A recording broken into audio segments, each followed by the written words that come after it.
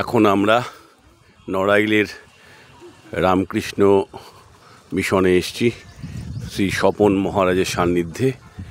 আমরা এখানে এখন দেখতে পাচ্ছি রামকৃষ্ণ মিশনের সুন্দর মন্দির, সমস্ত একের পর এক মন্দির।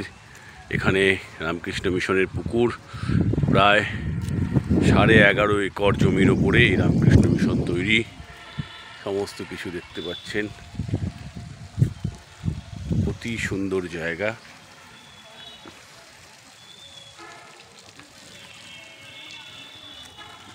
জল দেওয়া হচ্ছে।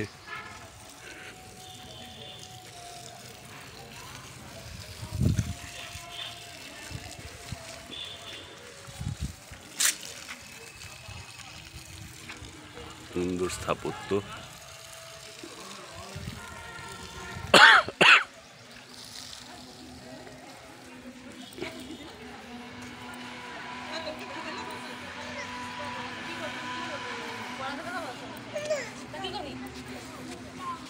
আহিরিয়ানরা সবাই ঘুরে বেড়াচ্ছে, আরো নতুন বিল্ডিং তৈরি হচ্ছে।